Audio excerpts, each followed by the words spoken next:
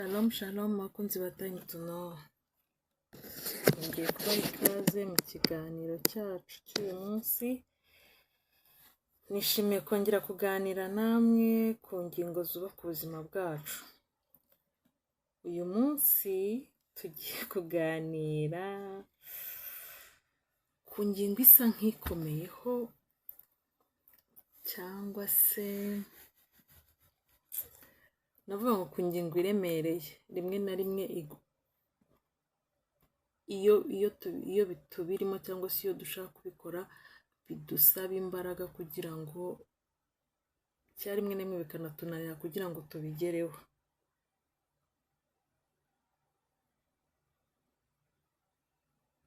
Ingingo tugiye kuganiraho uyu munsi ni ingingo ivuga ngo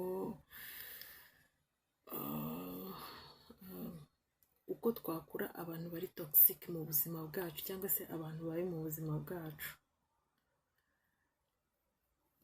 Hari igihe ubaho ukabana n'abantu bakwangiriza ubuzima pe.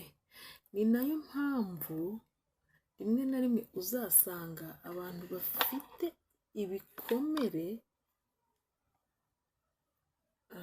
navuga ngo by'uruhererekane cyangwa se bamwe rimwe na rimwe bikanaviramo agahinda gakabije kubera ko bahuye n'abantu babangiriza ubuzima mu buryo buri toxic. Hanyuma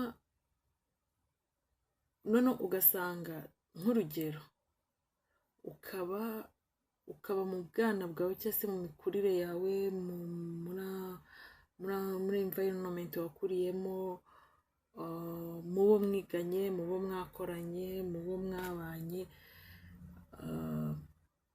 harimo abantu batoksinze ubuzima bwawe bikarangira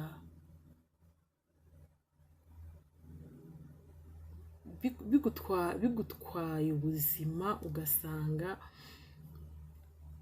n'abo ubyaye, n'abo mubana, n'izindi nshuti ugenda wunguka, bose bagenda bagorwa nawe uko umeze kubera ya toxication yaje mu buzima bwawe. Twakwibaza ngo ubundi umuntu uri toxic ni umuntu uba umeze ute?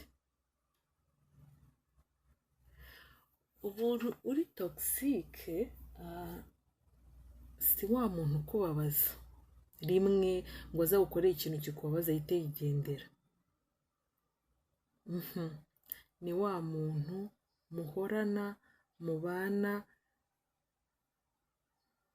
kenshi gashoboka, ariko imibanire yawe nawe igahora iteka ikugiraho ingaruka mbi.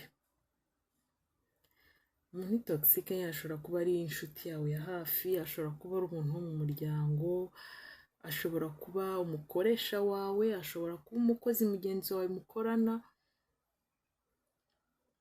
Ni ingeri nyinshi umuntu toxic ashobora kuba mu byiciro by'abantu bose mubana. Ntabwo ari si itegeko ngo abe uwo mwashakanye, si itegeko ngo abe umuvandimwe, si itegeko ngo abe ukurera cyangwa wakureze. Mbese nyine ni ibice byinshi cyane by'abantu batandukanye. Rero hari ibimenyetso biranga umuntu uri toxic. Icya mbere ni wa muntu uzahora uguca intege mu buzima bwawe bwose. Ugasanga ikintu uhora wumva, nawe ugahora wumva koko nta kintu ushoboye kubera wa muntu. Bati iyaba atari njyewe, iyo ntaza kubigenza gutya ntabyo ntiwari kubivamo, ntiwari kubishobora. Iyo ntaza kugutambutsa hano ntabwo we wari kuhitambutsa. Mbese ugasanga iteka ryose atuma uhora wumva uri hasi, nta mbaraga, ntacyo wowe wakwimarira. Ubundi ugasanga arakuvuga nabi. Ugasanga kandi ni wa muntu udashobora kwemera ikosa yakoze. ahubwo iteka agahora agutunze urutoki. Niba ari ibibaye, niba ari mu kazi mukoze ibintu ntibikunze, akagutunga urutoki. Kandi urebye witegereje ugasanga amakosa yabaye niwe yakomotseho, ariko ntiyumve ko ari ko we yagira ikosa, ahubwo akajya yumva wowe iteka uri umunyamakosa. Wenda n'abashakanye mu rugo ntabwo mbizi cyane, ariko ugasanga naho wenda umugabo ahora yumva ko umugore nta kizima agira, nta kizakora, umugore yumva ko umugabo nta cyiza yagira. Ibi byabaye ni ukubera umugabo yagize gutya, ibi byabaye ni ukubera umugore yakoze ibi ngibi. Mbese ikindi usanga nyine ari abantu bahora bumva nta gaciro ufite, nk'uko icyo nayimvuze mu kanya, kwa kundi baguca intege. Iyo umuntu aguciye intege birangira wumva nta gaciro ugifite, nta gaciro ufite, wowe wo kurushya abantu, wowe ntacyo ukora, ntacyo umara, kandi wowe ukajya wumva mu bushobozi bwawe, kuko abantu twese ntabwo tugira ibintu bingana, ntabwo dukora ibintu kimwe, ntabwo dukora ibintu bingana, nta nubwo tubikora mu buryo bumwe. Kandi mu buryo nkunze sibwo uriya akunze, sibwo n'uriya akunze. Ariko niba hari umuntu uhora abona nyine wowe nta gaciro ufite, ibintu byose wakoze ntacyo bimubwiye, burya uwo muntu aba ari toxic cyane. Ikindi nanone usanga ari ba bantu nyine bafata urukundo, ariko cyangwa bakakwereka ko bagukunze just kugira ngo bagukoreshe mu nyungu zabo, nyine urukundo rugahinduka igikoresho.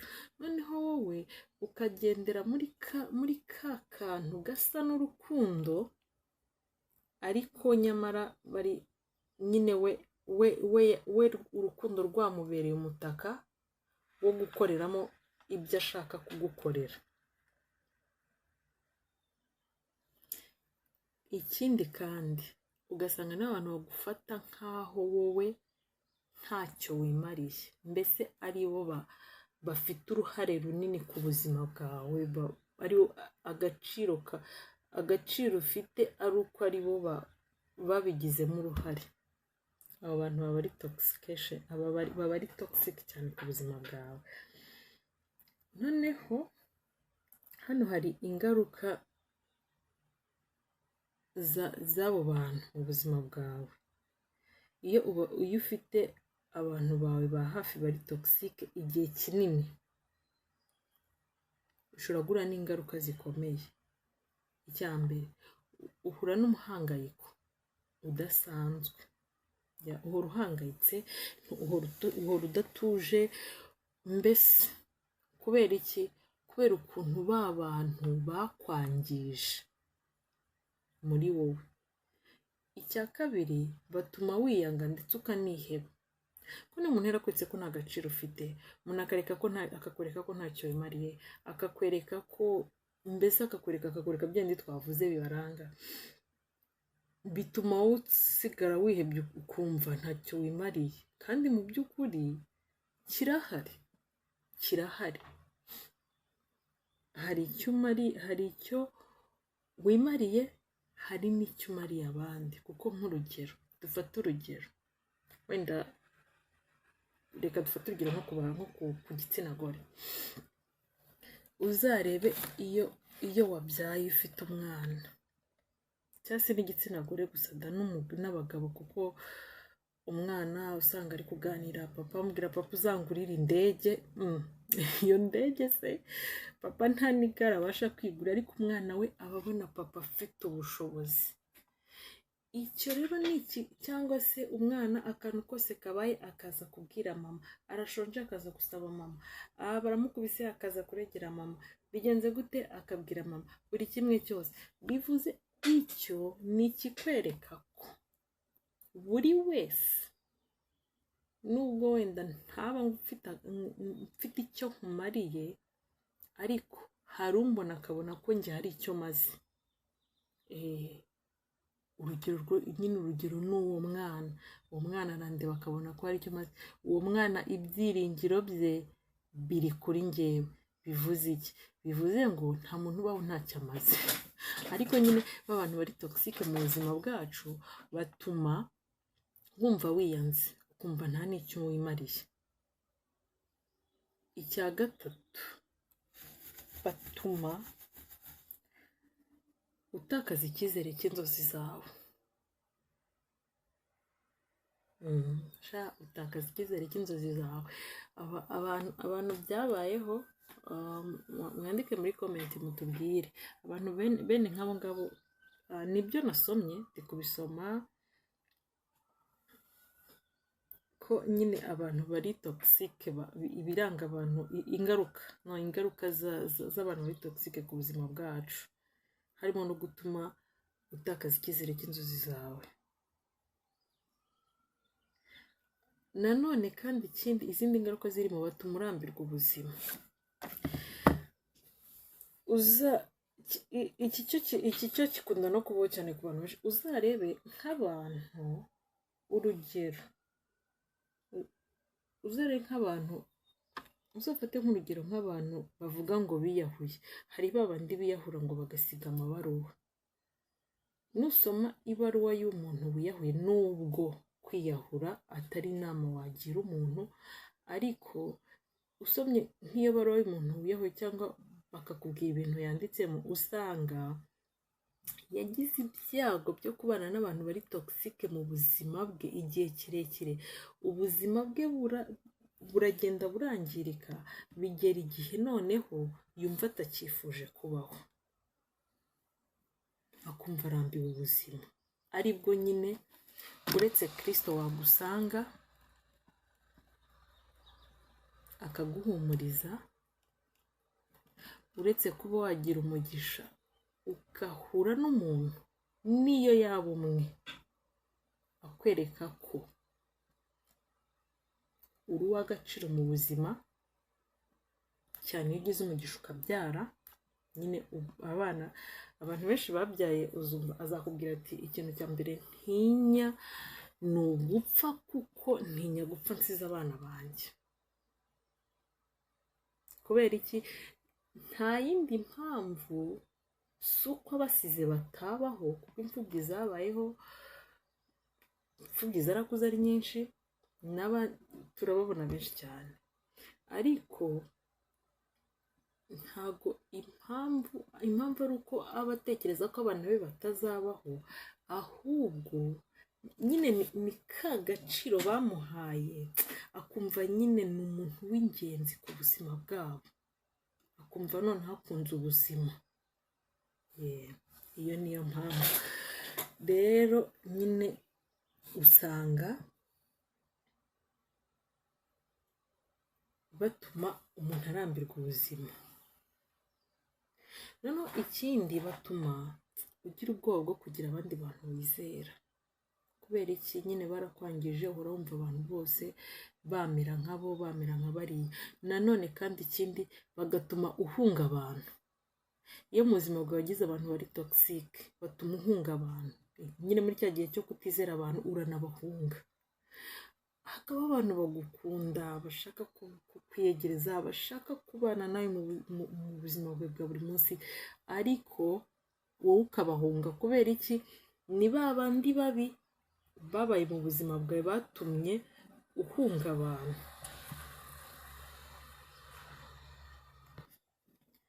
Rero hari igihe usanga abantu nk'abo aribo baguhindura, bagahindura n'uko wiyumva, bakagutera kwibaza niba ari wowe ikibazo, niba ari wowe munyamakosa. Ariko burya hari igihe usanga atari wowe, hari igihe usanga nawe warabigizemo uruhare, ariko inshuro nyinshi hari igihe uzasanga nyine ikosa nawe atari wowe, ahubwo ari uburyo ki bakwitwaramo. Twakwibaza rero ngo kubera iki bijya bigora gutandukana n'abo bantu? Warabibonye ko uwo muntu pe ubuzima bwawe arabwangiza. Ariko ni iyihe mpamvu bijya bigorana gutandukana nabo?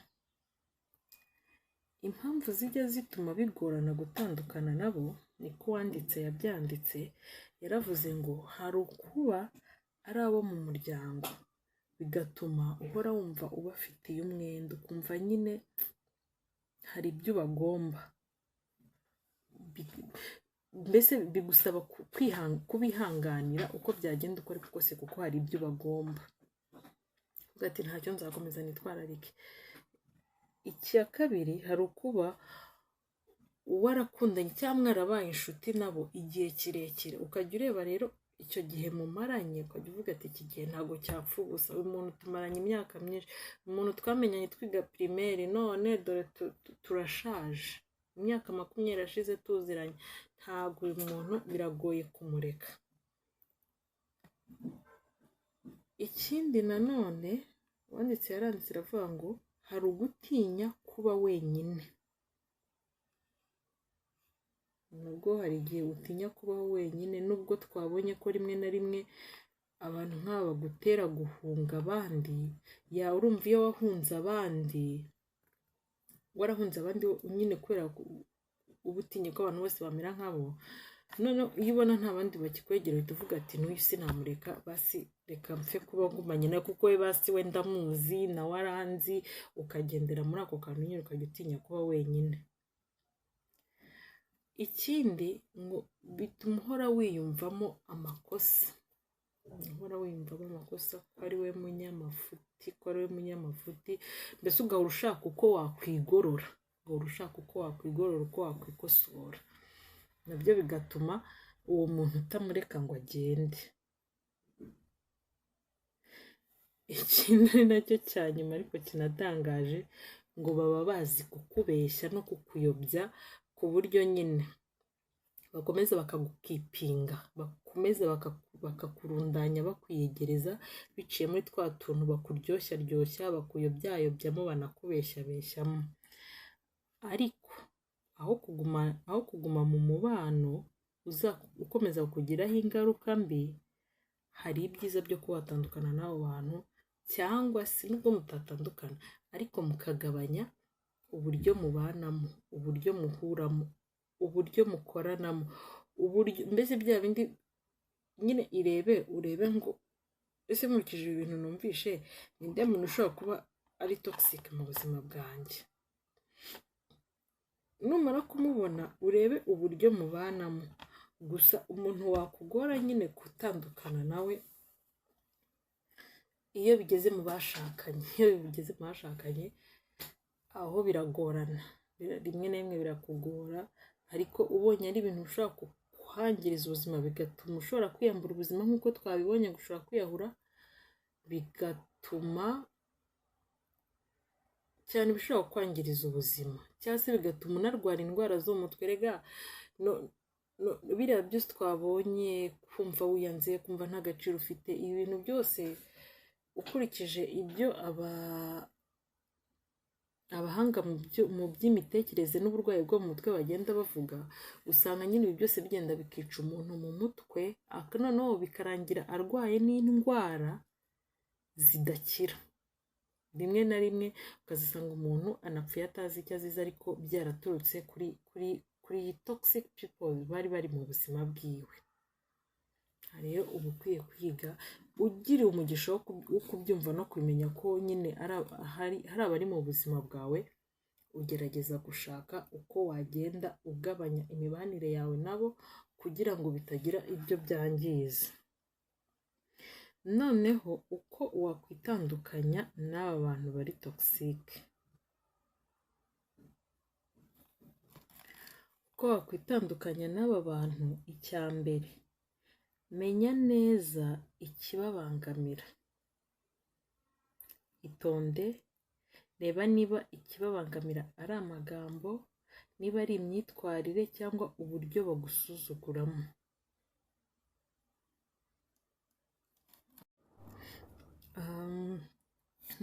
Twari tugize ngo uko wakwitandukanya n'abantu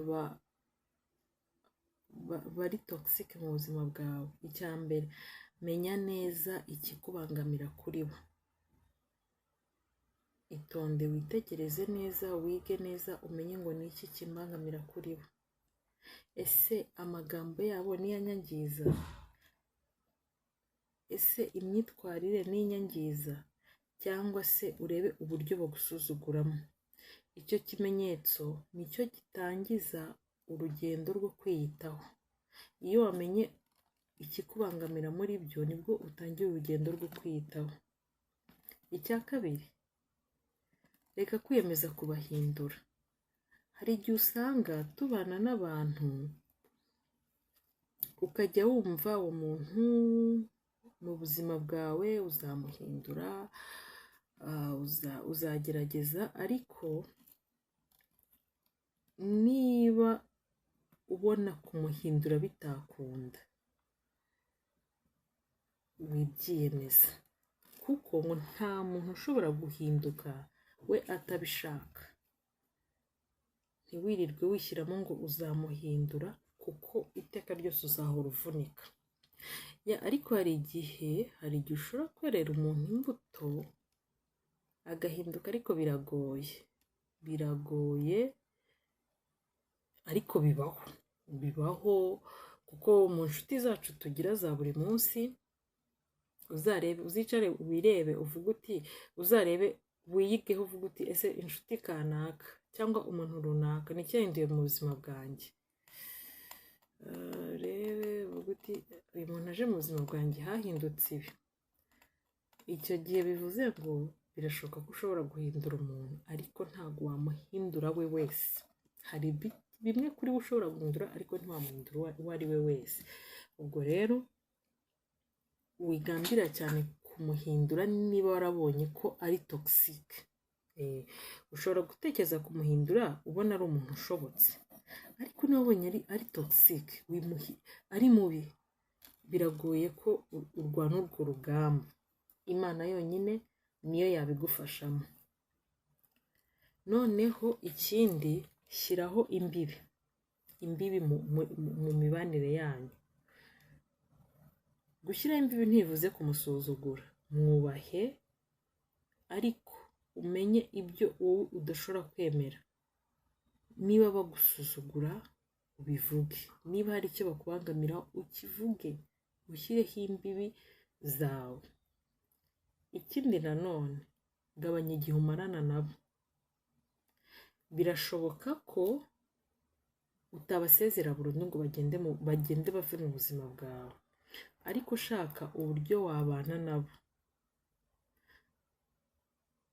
Urebe uburyo udahorana nabo kenshi, cyangwa se nibinaba ngombwa, niba mu bigukomeretsa cyane kuri bo ari amagambo bakubwira, ugabanye amagambo mugirana. Kuko niba muri buvugane ibintu bikeya by'ingenzi, bisa nkaho bizarimita bya bindi bibi akubwira bigukomeretsa. Ikindi nanone, komeza wiyubake. Tekereza ku nzozi zawe uzikoreho.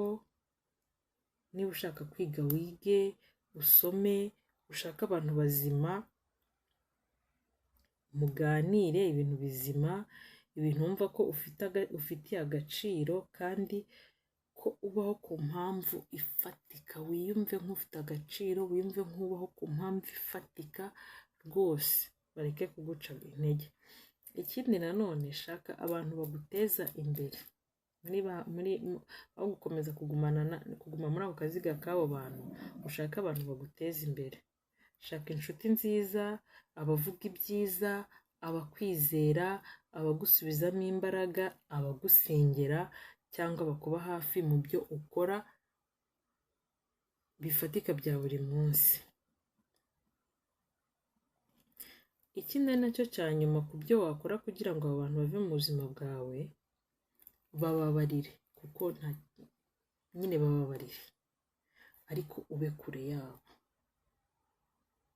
Nta kibazo gihari kubababarira, ariko kubababarira ntibisobanuye ko ugomba kongera kwinjira mu buzima bwabo. Babarira kuko kuko iyo ubabariye icya mbere ni wowe ugira amahoro muri wowe. Umuntu yagusaba imbabazi atazi gusaba, iyo umubabariye wowe ni wowe uruhuka, kuko iyo wanze kumubabarira ugakomeza ugundiriye bya bintu yagukoreye cyangwa gukorera, uhora ushenguka umutima, ukababara, ukajya urira, ukajya uvuga nabi, ukajya, ariko nubabarira uzagira amahoro, hanyuma ubitarure, abo bantu ubitarure.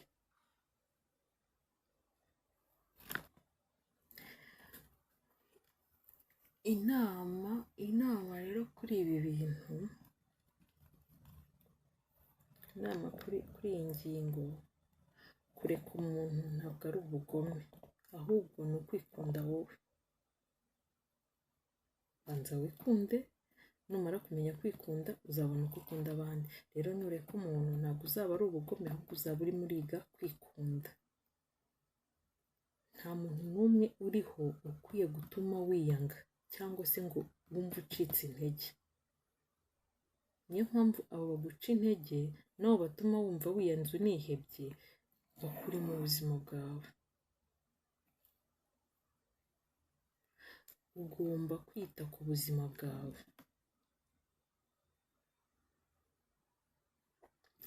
Ushobora kugenda nubwo waba ubabaye gutandukana nabo, ariko bikarangira usanze biguhaye amahoro.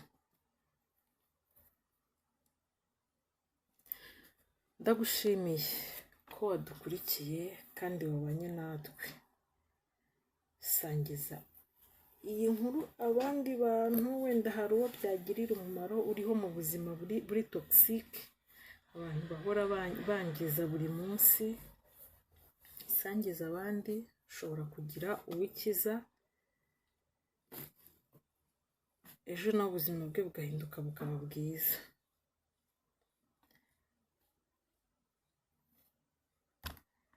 Niba hari igitekerezo ufite wadusangiza, niba hari uburyo wowe wakoresheje kugira ngo ukure abantu bari toxic mu buzima bwawe cyangwa se abantu babi mu buzima bwawe, nabwo wadusangiza muri comment, kugira ngo n'abari buzisome nazo bagire ibindi bunguka. Mwakoze kubana natwe. Shalom shalom, amahoro y'Imana akomeze kubana namwe.